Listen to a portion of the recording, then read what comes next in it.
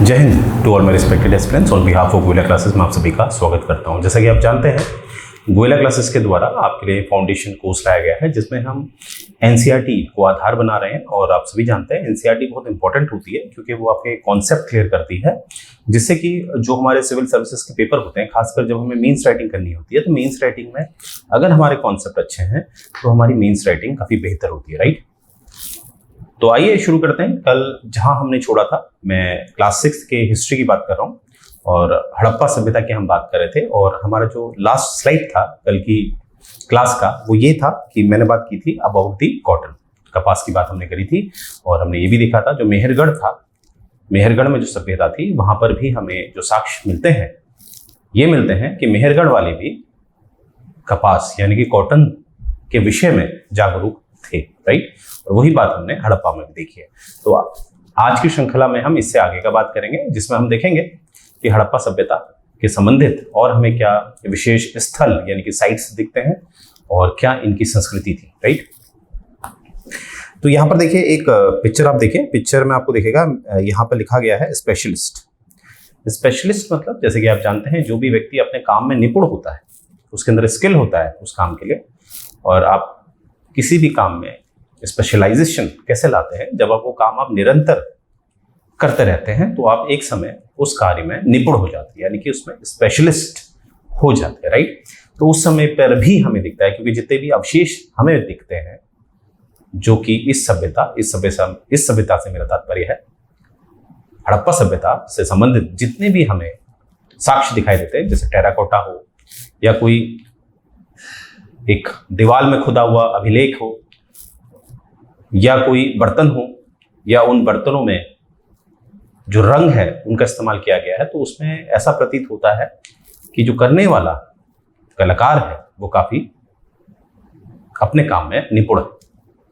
तो यहाँ पर देखिए, यहाँ पर जो आपको बात बता रखी है वो ये बता रखी है कि उस समय ये कहना बड़ा मुश्किल है कि उस समय जो ये निपुणता है, जो स्पेशलाइजेशन है, उसमें पुरुष आगे थे या महिला आगे थी, इससे संबंधित हमें कोई साक्ष्य नहीं मिलते हैं। तो अंदाजा ये लगाया जाता है कि जो गहने के काम है, जो गहने हमें दिखाई देते हैं, जो आभूषण हमें दिखाई देते हैं, हम ये अंदाजा लगाते हैं कि यहाँ पर महिलाएं ज्यादा निपुण होंगी, राइट। और जो भारी भरकम काम है, जैसे चट्टानों में कोई आकृति है या कोई कंस्ट्रक्शन वर्क है, जैसे ग्रेट बात मैंने बताया था आपको मोहनजोदारो में जो हमें मिला है, अन्य जगह पर भी मिला है, तो वहां पर हम अंदाजा लगा सकते हैं वहां पर पुरुष ज्यादा निपुण होंगे। यानी कि एक ऐसा समाज होगा जहां पर चाहे वो स्त्री है या पुरुष है, दोनों ही मिलके काम करते होंगे। और ये बिल्कुल सत्य है कि अगर आमतौर पे हम देखें तो वो समाज हमेशा सभ्य होता है जहां पर किसी भी तरह का भेदभाव ना किया जाए, राइट। आगे देखते हैं। अब देखिए यहाँ पर आप पिक्चर देखिए, तो पिक्चर में आपको देखिएगी रॉ मटेरियल, ठीक है, रॉ मटेरियल। अब रॉ मटेरियल को अगर मैं परिभाषित करूं, जिसे हम कच्चा माल कह देते हैं, तो रॉ मटेरियल मिलने के दो तरीके होते हैं। एक नेचुरल वे में हमें ये मिलता है, जैसे लकड़ियां होती हैं, लकड़ियां भी रॉ मटेरियल का काम करती हैं। क्योंकि अगर मैं फर्नीचर की बात करूं तो फर्नीचर लकड़ियों से बनता है, तो इसीलिए लकड़ी हो गई रॉ मटेरियल जो हमें कुदरत यानी कि नेचर देती है।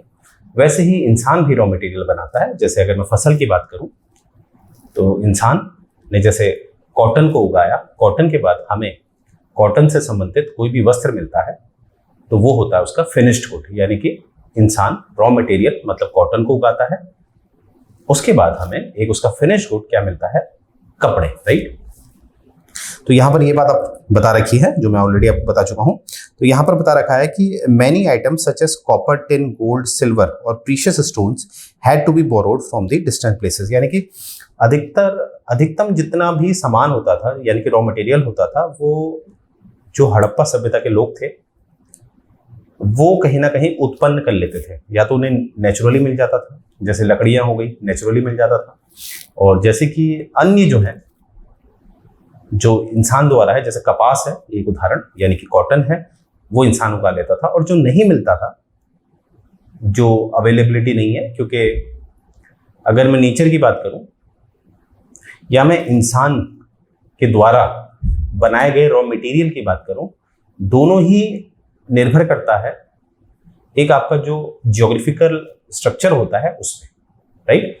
एक पठार होते हैं, पठार पे आप ज़्यादा उम्मीद नहीं कर सकते हैं कि वहाँ पर हरियाली वाले जो जो वस्तुएं हैं वो आपको मिले, राइट। जैसे चीड़ के पेड़ होते हैं, पाइन ट्रीज होते हैं, वो आपके पठारों में नहीं दिखेंगे, ठीक है। वो आपके जो पहाड़ी क्षेत्र होता है वो दिखेगा। तो इस तरह से आप समझ पा रहे होंगे कि कहीं ना कहीं जो हमारी नेचुरल रिसोर्सेज होती हैं या जो इंसान कच्चा माल बनाता है, रॉ मटेरियल्स बनाता है, वो निर्भर करता है एक जियोग्राफिकल फैक्टर पे, भौगोलिक स्थिति पे निर्भर करता है, राइट। तो अर्थात जो माल या जो कच्चा माल ये लोग उत्पन्न नहीं कर पाते थे उसको ये लोग आयात करवाते थे। वो कुछ उदाहरण आपको दे रखा है, कॉपर, टिन। कॉपर मतलब आप जानते हैं तांबा हो गया, टिन हो गया। और याद रखिएगा कॉपर और टिन को जब हम मिला देते हैं तो हमें मिलता है ब्रॉन्ज, जिसे हम कांस्य कहते हैं, ठीक है।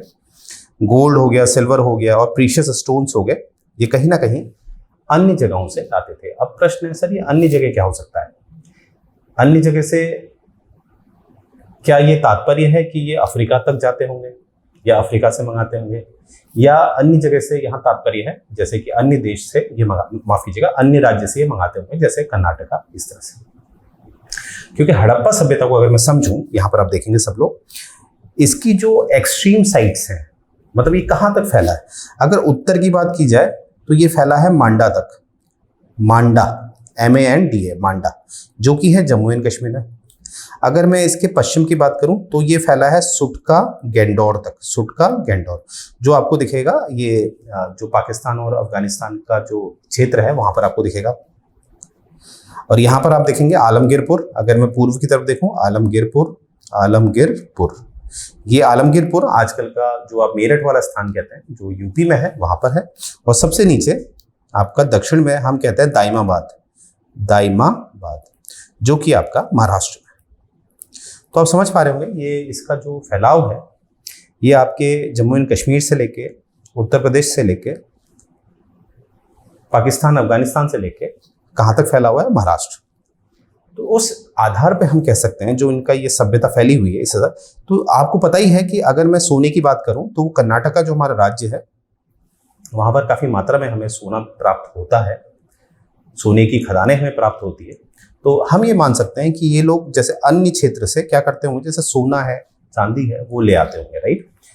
बहुत दूर हम नहीं जाएंगे, हम ये नहीं कहेंगे कि उत्तर जो उत्तरी अफ्रीका महाद्वीप है वहां से ये लाते होंगे, जो भूमध्य सागर को छूते हैं जो देश, वहां से वो लाते होंगे। क्योंकि देखिए इस समय जब हम बात कर रहे हैं, इस समय जो जहाज है पानी के, वो उनका आविष्कार नहीं हुआ है। तो इतना दूर का परिकल्पना करना वो ठीक नहीं होगा। परिकल्पना हमारी रहेगी कि ये कहीं ना कहीं पैदल मार्ग के द्वारा जा सकें, राइट। तो इसीलिए हम कह सकते हैं कि अन्य राज्य जैसे कर्नाटक से ये क्या करते होंगे, सोना चांदी लेके आ जाते होंगे, राइट।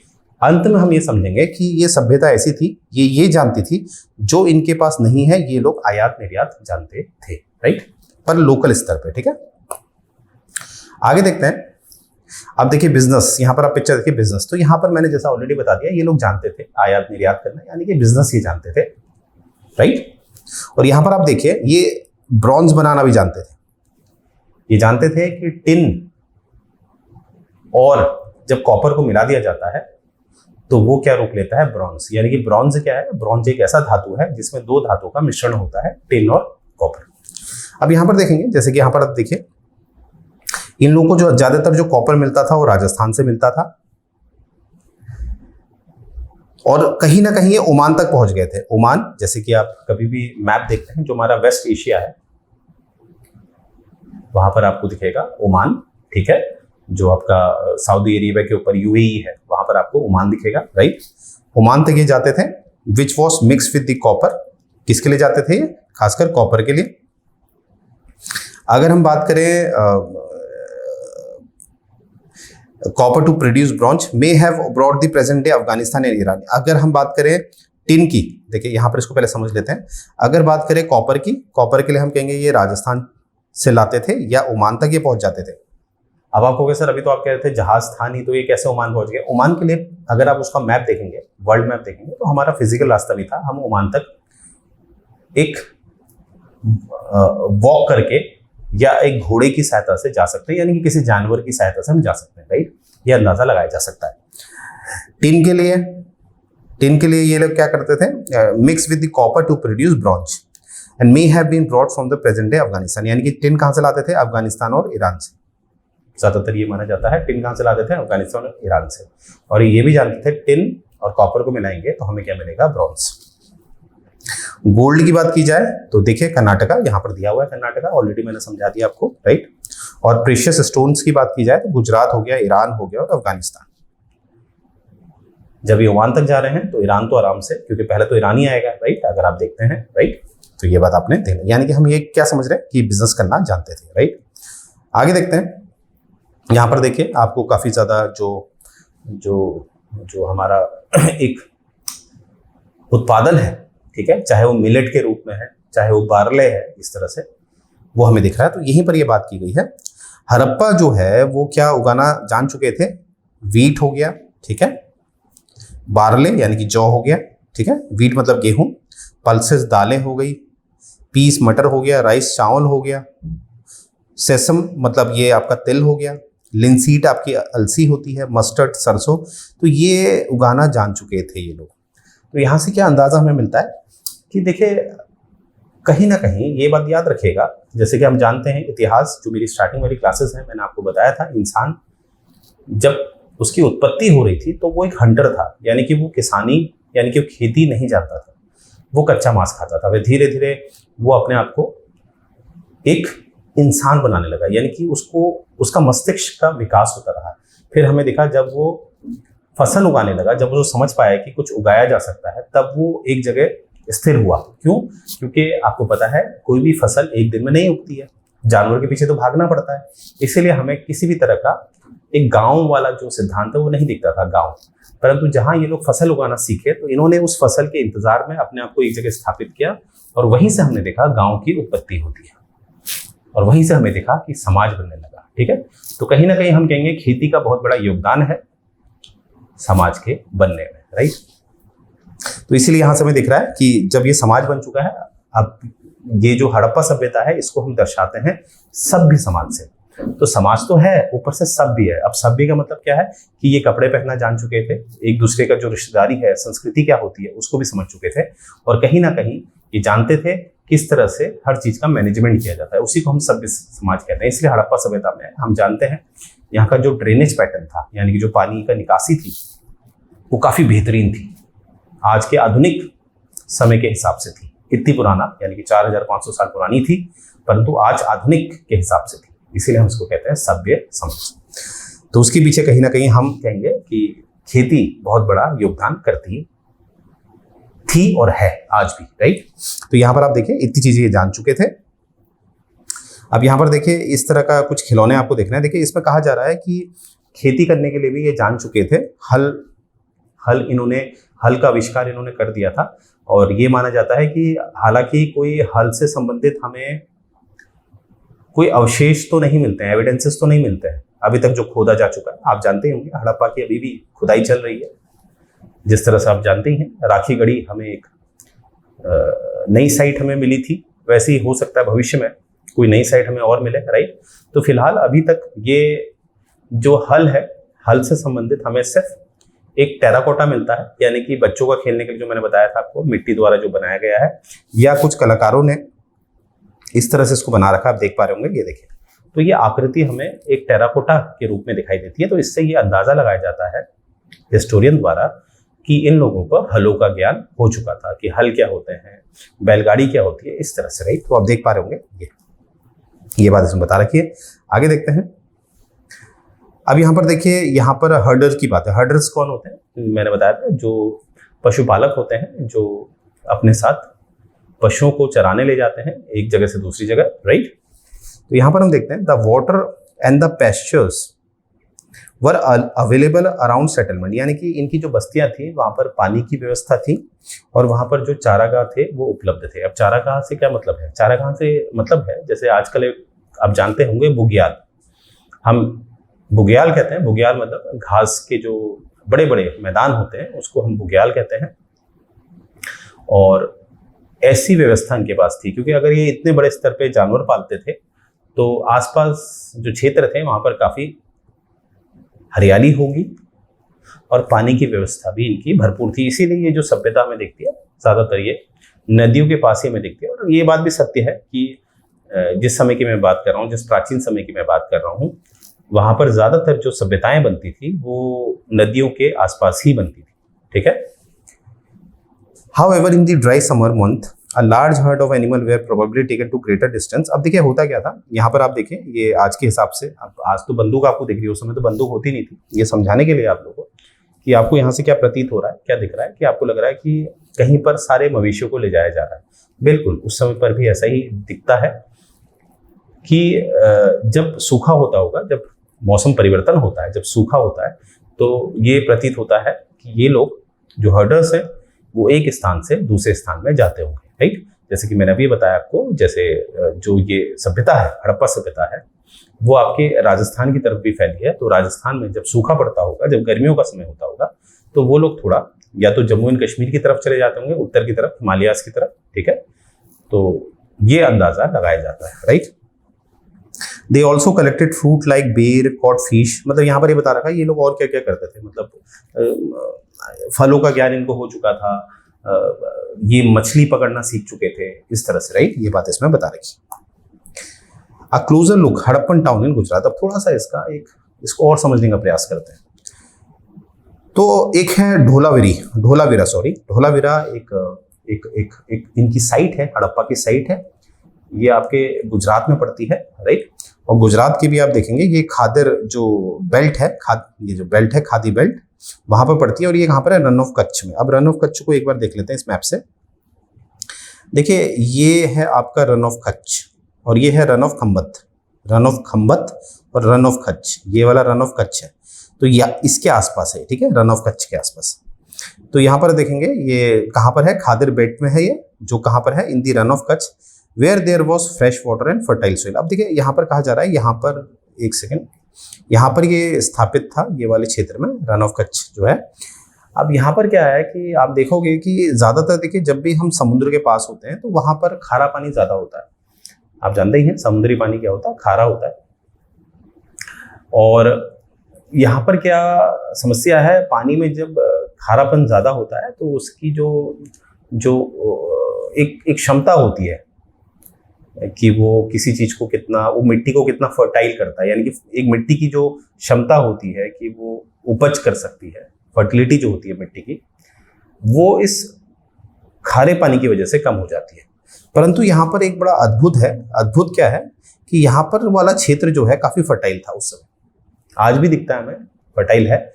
ठीक है, तो एक अद्भुत वाली बात है, क्योंकि समुद्र के इतने पास कोई क्षेत्र अगर फर्टाइल है तो वो कहीं ना कहीं एक आश्चर्यचकित वाली बात है। राइट, तो यहाँ पर ये बता रखा है कि ये जो क्षेत्र है आपका, ये ढोलावीरा वाला, ये काफी फर्टाइल था। तो फर्टाइल था, इसकी मिट्टी जो थी फर्टाइल थी।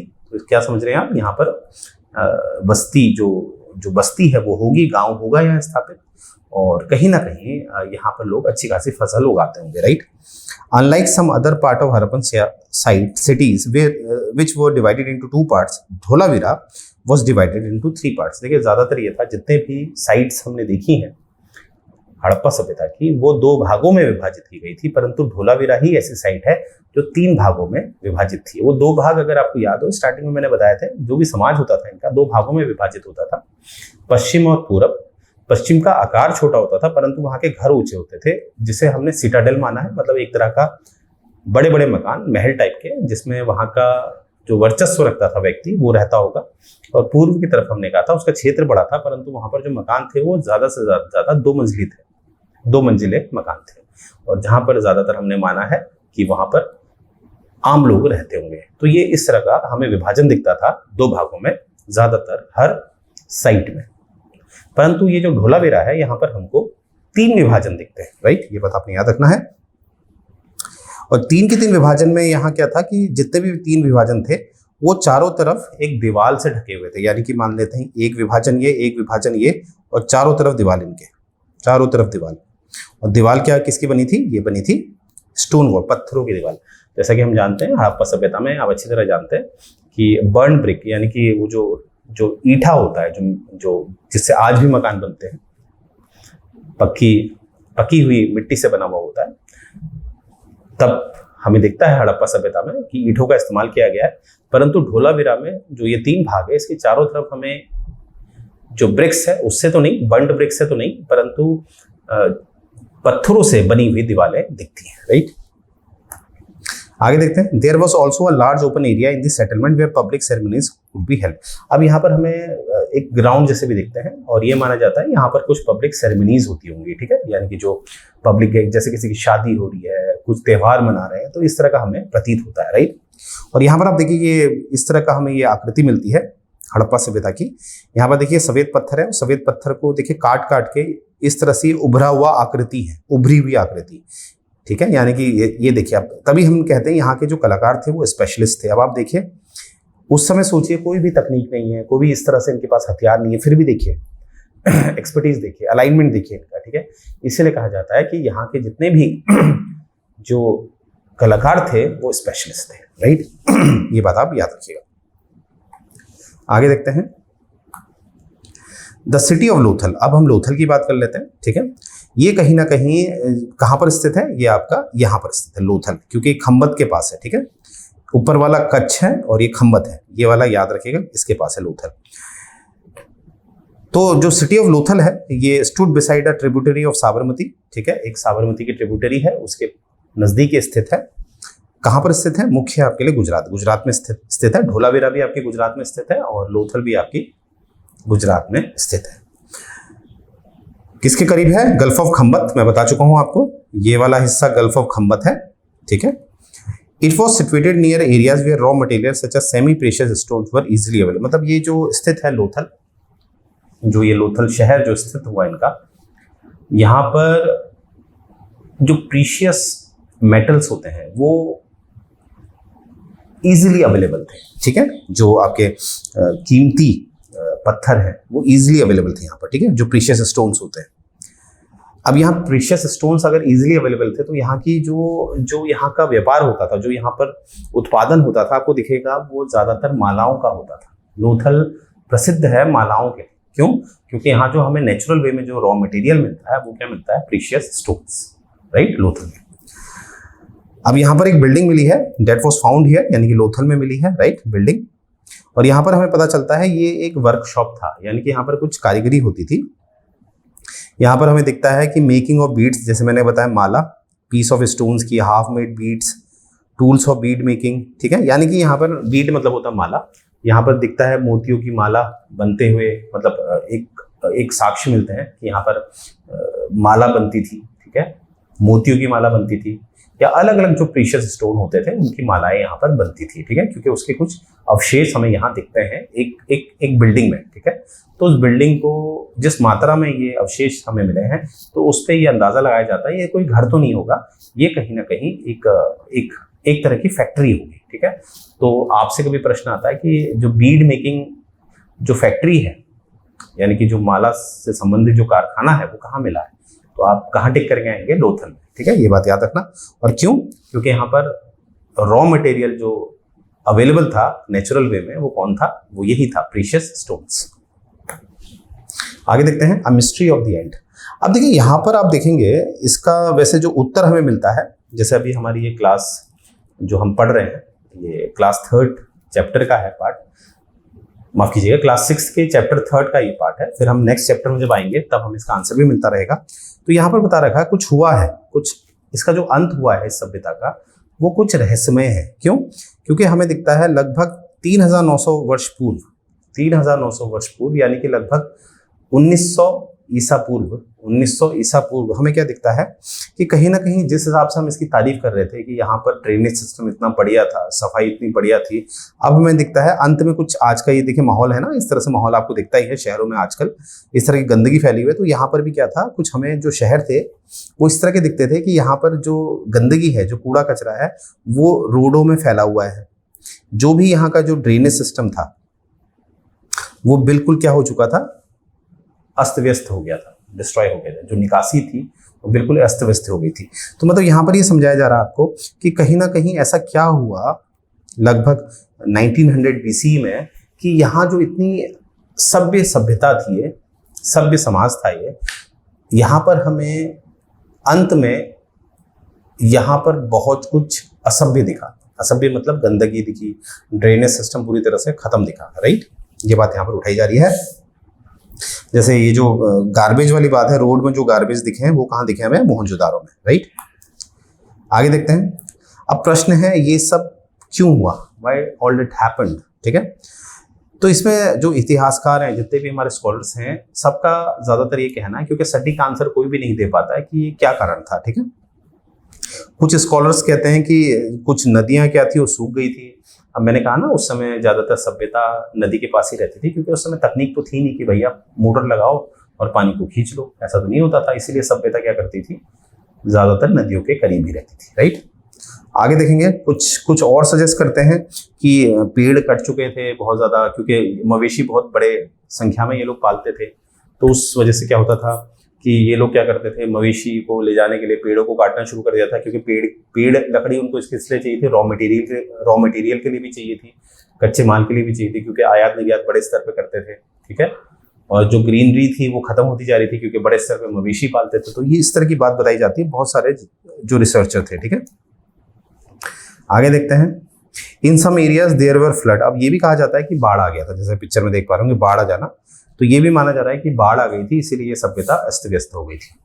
But none of this reason can explain the end of all. यानी कि जितने भी अभी तक मैंने आपको बताया, यानी कि जो स्कॉलर्स हमें बताते हैं, जैसे कि बाढ़ आ गई थी, पेड़ों को काट दिया गया था, इस तरह से, तो ये जितने भी कारण दिए जाते हैं, इनमें से कोई भी ऐसा कारण ये नहीं दर्शा पाता है कि पूरी सभ्यता खत्म क्यों हुई।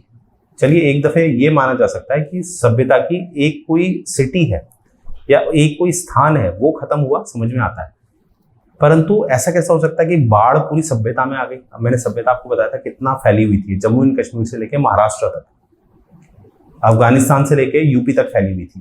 तो ये कोई जेन्युइन रीजन नहीं हुआ कि भैया लकड़ी काट दी गई थी पूरी, ऐसा कैसे पॉसिबल था, या पूरी की पूरी बाढ़ आ गई इतने बड़े क्षेत्र में एक साथ।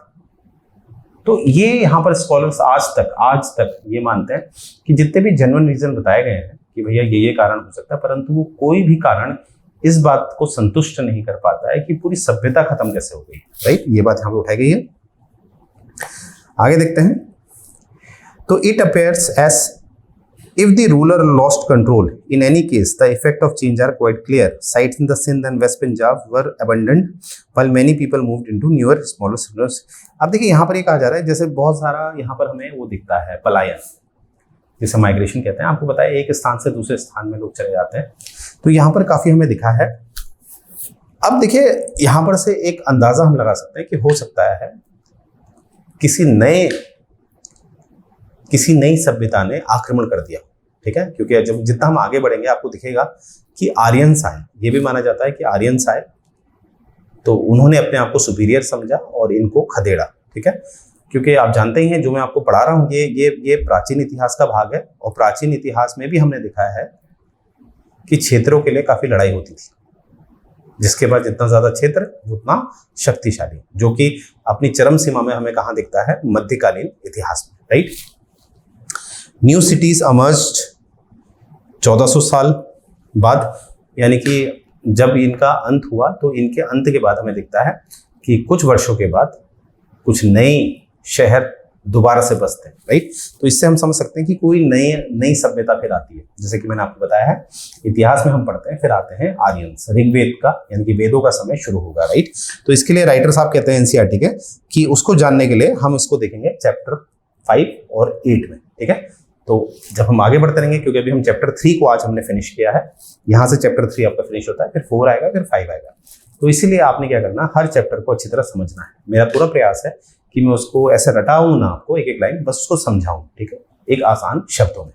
तो यहाँ से हमने क्या देखा कि सभ्यता, हड़प्पा सभ्यता जो है आज से लगभग 4500 वर्ष पूर्व आई थी, जो अच्छी मात्रा में एक्सपर्टीज थे उनके पास, स्पेशलाइज थे वो अपने क्षेत्र में, अच्छा खासा बिजनेस करते थे, राइट। और हम ये भी देख पा रहे हैं कि बहुत दूर दूर क्षेत्रों से उनका व्यापार था, जैसे ओमान का नाम हमारे पास आ रहा है, ईरान का नाम हमारे पास आ रहा है, इस तरह का। और वो ये भी जान चुके थे किस तरह से धातुओं को मिलाकर एक नया धातु बन जाता है। जैसे हमने बात करी है कांस्य की, ब्रॉन्ज की, वो क्या करते थे, टिन और कॉपर, तांबे और टिन को मिलाते थे और कांस्य यानी कि ब्रॉन्ज बना देते थे। तो इस तरह का उनका बुद्धि का विकास हो चुका था और हमने देखा उनका ड्रेनेज पैटर्न कितना बढ़िया था। हमने देखा उनका जो ग्रेट बात है, जिसको हमने कहा कि वो कुछ जब भी कोई पवित्र काम करते थे तो उसमें एक समूह द्वारा स्नान किया जाता होगा, उसके बाद वो पवित्र काम किया जाता होगा, क्योंकि हमें वेदियां भी मिली है। तो देखिए ये आपको बताना चाहिए। और एग्जाम में ज्यादातर आपसे अगर इससे प्रश्न आता है तो इस तरह से आता है कि वेदियां कहाँ मिली, वो टेराकोटा की महिला का जो धड़ है वो कहाँ मिला है। तो इस तरह के क्वेश्चन आपके पूछे जाते हैं एग्जाम में, परंतु बेसिक आपका एनसीईआरटी ही क्लियर करती है, राइट। तो मुझे उम्मीद है लेक्चर्स आपको पसंद आ रहे होंगे, और पसंद आते हैं तो कमेंट करिए, ठीक है। आगे देखते हैं ये जो कोर्स आपको ऑफर किया जा रहा है, जैसे कि ऑलरेडी हमने डिस्कस किया है, तो फिर भी हम एक बार और डिस्कस कर लेते हैं कि ये कोर्स आपको मात्र 2999 में ऑफर किया जा रहा है, राइट। क्योंकि हम जानते हैं स्टूडेंट हैं तो बहुत ज़्यादा चार्ज लेना भी ठीक नहीं है। और ये देख लीजिए हमारा टेलीग्राम चैनल है, ये इसका लिंक है, आपने इस लिंक पे क्लिक करना है और हमारा टेलीग्राम चैनल ज्वाइन करना है, क्योंकि एग्जाम रिलेवेंट जो भी डेटा है वो हम आपको प्रोवाइड करते हैं, जिससे कि आपकी तैयारी अच्छी हो। और आपने एक काम और करना है, जो हमारे बारे में नहीं जानता है उसको भी ये लिंक शेयर करना है, राइट। और ये हमारा नंबर है, आप हमें कभी भी 24/7 हमें कॉल कर सकते हैं और आपकी क्वेरीज को सॉल्व किया जाएगा, राइट। ये हमारा प्ले स्टोर पे एप्लीकेशन है, आप उसे डाउनलोड करिए और अपनी तैयारी को बेहतर बनाइए। और ये हमारी वेबसाइट आप देख रहे होंगे, यूपीएससी का है, हरियाणा सिविल सर्विसेज, राजस्थान, उत्तराखंड, पंजाब, हिमाचल, दिल्ली। तो इस तरह से आप देख रहे होंगे अलग अलग डोमेन में हमारी एक्सपर्टीज है। तो आप निश्चिंत रहें, बस ये फॉर्म को फिल करें, हमारी टीम आपको कॉल करेगी और आपकी जो भी क्वेरीज हैं वो सॉल्व की जाएगी, राइट। तो मुझे उम्मीद है ये लेक्चर आपको पसंद आया होगा, और पसंद आता है तो कमेंट करिए। आपके कमेंट अगर नकारात्मक होते हैं, अगर वो तर्कपूर्ण है तो हमें आगे बढ़ने में मदद मिलती है, अपने आप को और इम्प्रोवाइज करने में हमें मदद मिलती है। और सकारात्मक होते हैं तो वो हमें कहीं ना कहीं ऊर्जा देते हैं। तो यहीं से एंड करते हैं। जय हिंद।